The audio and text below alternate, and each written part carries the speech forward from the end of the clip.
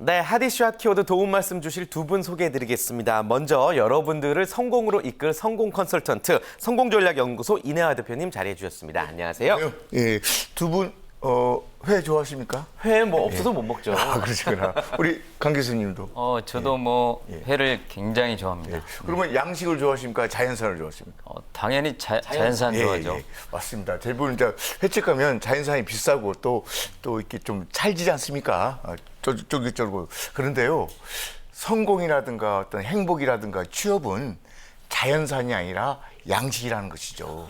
그러니까 부지런히 물 주고 가꾸고 갯매고 그러는 것이다. 그래서 오늘 여러분들한테 좀 드리고 싶은 얘기는 성공, 취업은 바로 자연산이 아니라 양식이다. 오늘도 저와 함께 들이대! 네, 좋은 말씀 부탁드리겠습니다. 계속해서 자연산 회를 좋아하시는 명지대학교 겸임교수이자 주식회사 잡담 컨설턴트 강영규 컨설턴트, 안녕하세요. 네, 안녕하십니까?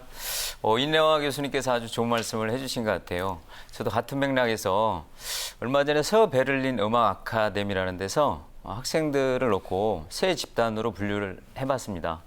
그랬더니 가장 우수한 집단은 연습량이 누적으로 7,400시간, 보통 수준은 5,300시간, 또 보통 이하 수준은 약 3,300시간의 연습량이 있었다고 그래요.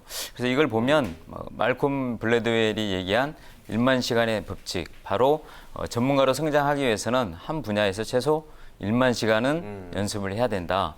이것과 상통하는 것 같습니다. 그래서 오늘 굉장히 중요한 내용인데요. 우리 취업 준비생들이 정말 오늘 방송을 듣고 방향을 제대로 잡았으면 좋겠습니다. 네, 좋습니다. 자, 두 분과 함께 본격적으로 우리 취업에 관한 다양한 이야기 나눠보도록 하겠습니다. 오늘 어떤 주제로 이야기 나눠볼지 여러분께 먼저 두 가지 주제 공개합니다. 네, 첫 번째, 취업 준비 시기, 그리고 두 번째, 게임 체인저가 되는 방법입니다. 자, 하나씩 한번 살펴보죠. 취업 준비 시기.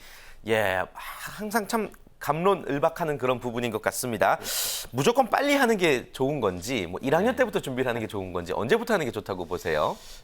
결론부터 말씀을 드리면 저는 3학년 2학기부터는 해야 된다. 늦어도. 3학년 2학기. 죄송합니다. 3학년 1학기요. 1학기. 예, 그리고 가장 좋은 시기는 저는 2학년 2학기라고 봅니다. 예. 왜냐하면 준비할 게 너무 많아요. 우선 기본 스펙 준비해야 되죠. 토익, 성적, 또 기본 소양도 준비해야 됩니다.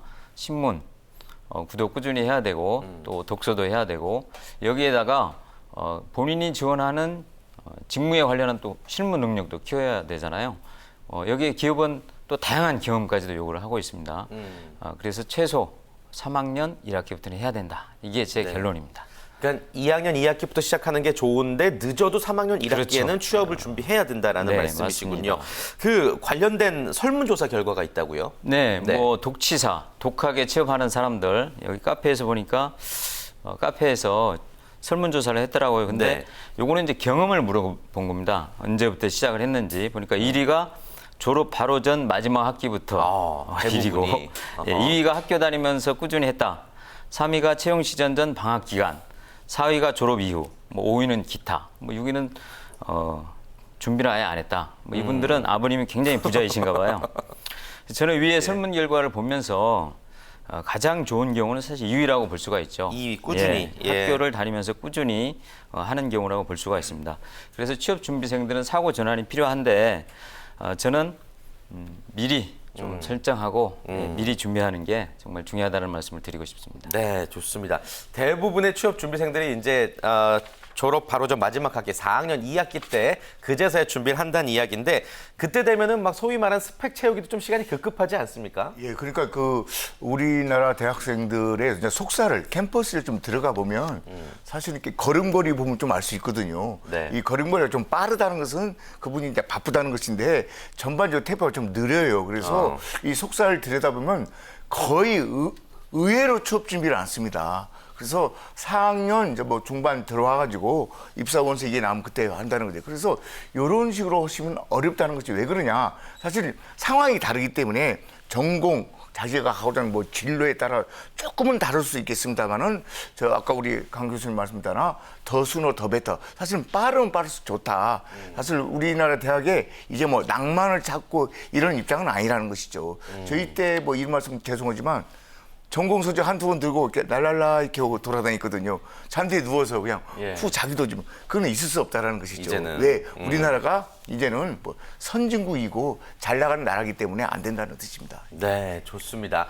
자, 꾸준히 이제 저학년 때부터 준비를 하는 학생들의 모습이 참 보기가 좋은 것 같은데 그렇게 저학년 때부터 취업 준비를 했을 때 뭐 장점 그리고 또 단점은 뭐가 있다고 보세요?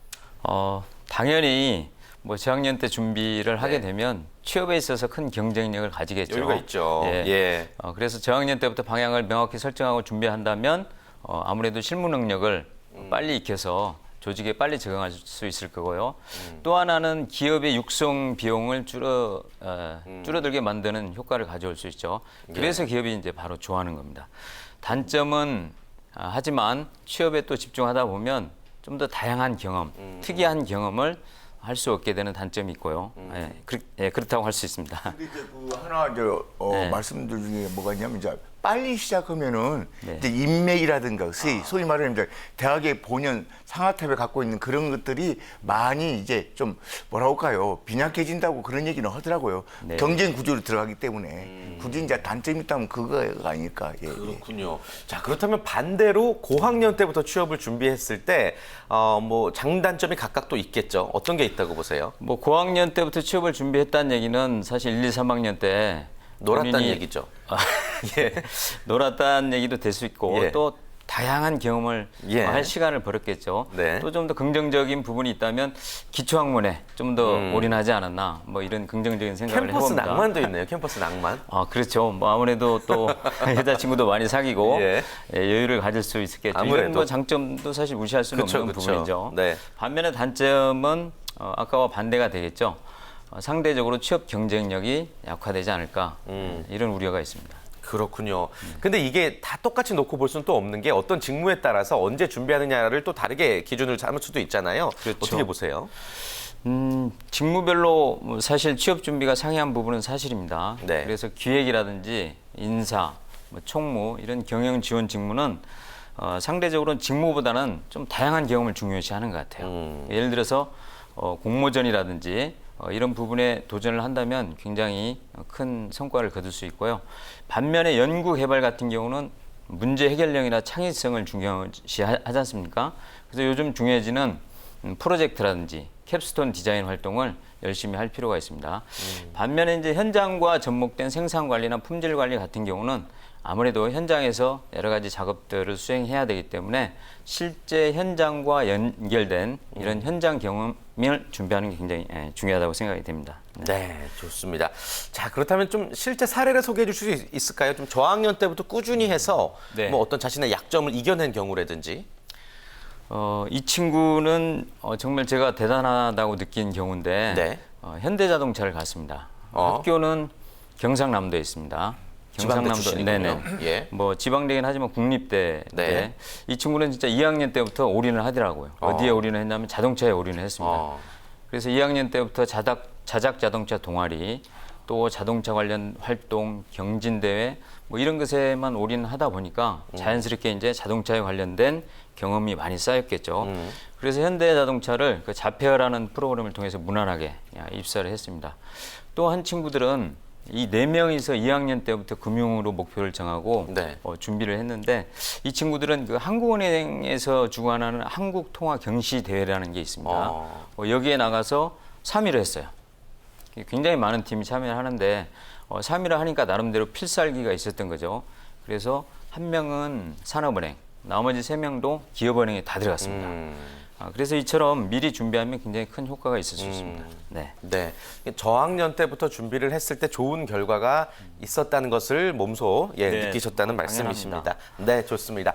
자, 계속해서 두 번째 주제로 넘어가 볼게요. 아주 재밌는 주제였는데요. 게임 체인저가 되는 법이었습니다. 일단 교수님, 게임 체인저가 뭔가요? 게임을 이제 바꾸는 사람 그러니까 네. 굳이 말씀드리자면은 역사적 사건이나 이런 어떤 생태계라든가 흐름을 완전히 뒤바꾸는 건데 잘 아시는 것처럼 뭐 빌 게이츠라든가 스티브 잡스라든가 주커버그 같은 경우는 기존의 산업 생태를 확 바꾸는 거죠. 네. 그런 사람을 게임 체인저라고 하는데요. 사실 우리나라 같으면 창조 경제 하는데 이런 인물을 좀 따지고 특히 이제 이시지만 삼성에서는 일당만이라는 그런 얘기를 많이 합니다. 그러니까 한 사람이 10,000명을 먹여 살 수 있는 그런 인재를 SK 인재라고 합니다. 그래서 그런 사람이 돼야 된다 그런 얘기를 좀 드리고 싶습니다. 네. 예. 게임 체인저가 될 수 있는 자질을 갖춰야지 또 취업도 성공적으로 이룰 수 있을 텐데 그 요즘 보면은 막 초등학교 때부터 우등반, 열등반으로 갈려서 대학교 때까지 또 취업 시장까지 잘하는 애 못하는 애로는 아니거든요. 예, 그 현실이 좀 안타까워요. 그건 절대 아니라는 것이니까 사실은 세계적인 뭐 석학들이라든가 뭐 미래학자들이 한국에 와서 늘 지적하는 것이 그게 이제 우리나라가 잘못 가고 있다는 거죠. 그걸 뭐 제가 교육 관련 쪽에 있지 않아서 뭐라고 말씀을 못 드리지만 그래서 저는 이런 말씀을 드리고 싶어요. 그러니까는 공부를 잘하는 아이와 공부를 못하는 아이라고 이렇게 생각하지 마시고 공부에 취미가 있는 사람이 있고요. 공부에 취미 없는 사람이 있어요. 그러면 공부 취미 없는 애를 자꾸 공부로 밀어서 학원 보내고 그러면 그건 엄청난 자원적인 낭비라는 것이죠. 그래서 구분해 주시고 그러기 위해서는 자신이 좀 이제 잘하는 거, 본인들이 잘하는 거 있죠. 이것을 좀 팍팍 밀어주는 걸 했으면 좋겠고요. 그래서 공부란 잣대에서 좀 벗어나서 하고 싶은 잣대로 어떤 그 교육이라든가 가정 교육이라든가 이 산업 같은 그 시스템이 바뀌어져 가야만이 우리나라에도 어떤 생태계를 확 뒤집을 수 있는 게임 체인저가 많이 나올 거라는 건데 암기 위주 교육을 해서는 안 된다는 거죠. 예. 좀 다른 기준으로 바라봐야 된다라는 그 필요성에 대해서 좀 말씀해 주셨습니다. 자, 취업 준비생들이 그 자신이 이제 취업 시장의 판도를 바꿀 수 있는 경쟁력을 갖추기 위해서 또 어떤 준비가 필요하다고 보세요? 경쟁력을 준비하는 것도 중요하지만 네. 이내화 교수께서 좋은 말씀을 해주셨는데 한 명이 10,000명을 먹여 살릴 수 있는 인재라면 정말 기업의 명운을 결정하는 아주 중요한 핵심 인재가 되겠죠. 그런데 이런 인재가 되기 위해서는 저는 선택을 할 때 요즘 기업에서도 중요시하고 있는 직무 적합성을 정말 잘 따져야 된다. 그러니까 내게 맞는 일인지 맞지 않는 일인지 또 내가 좋아하는 일인지 그렇지 않은 일인지를 명확히 따져야 내가 좋아하는 일이라면 아무래도 좀 더 많은 아이디어가 생겨나겠죠. 창의적인 발상이 생겨나겠죠. 그래서 이게 취업 판도를 바꾸는 바로 출발이 아닌가 생각이 되고요. 또 하나는 준비도 탄탄히 해야 되겠죠. 그래서 예를 들면 필살기가 있어야 됩니다. 금융이다. 그러면 인턴도 하고 정말 기업이 좋아하는 핵심 능력을 갖춰야 되겠죠. 그리고 경영 지원이다. 그러면 아까 말씀드린 다양한 경험과 소통 능력. 또 연구 개발이라면 역시 창의성이 중요하겠죠. 그래서 현장 프로젝트를 통해서 창의성을 갖춰야 될 것이고요. 또 생산 관리나 품질 관리라면 현장 경험을 통해서 또 리더십 경험을 쌓는 이런 활동이 주요합니다. 네, 직무에 맞춰서 여러분들이 해야 될 일들을 정리해 주셨습니다.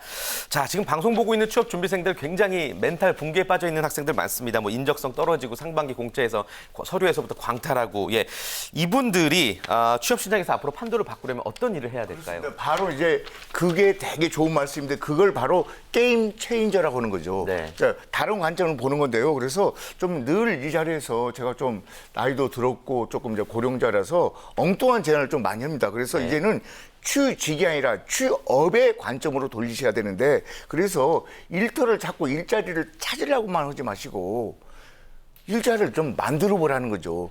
이 만들어 보면요 뭐든지 만들어질 수 있거든요. 그러다 보니까 그분이 언젠가는 우리나라의 어떤 산업계라든가 생태계를 뒤집을 수 있는 게임 체인저가 된다라는 것이죠. 대표적인 것이 삼성그룹, 현대자동차그룹, 그다음에 LG그룹 이런 데를 창업하신 분들이 바로 이런 역할을 했다라는 것이죠. 예, 그런 얘기를 좀 드려보고 싶습니다. 네, 좋습니다. 방송 지켜보고 있을 우리 취업 준비생 여러분들 좀 동기부여가 되고 또 취업 준비에 더더욱 두 분의 말씀을 토대로 더 힘을 박차길 바라겠습니다. 매주 이 시간 알차게 채워주시는 두 분과는 여기서 인사 나누겠습니다. 고맙습니다.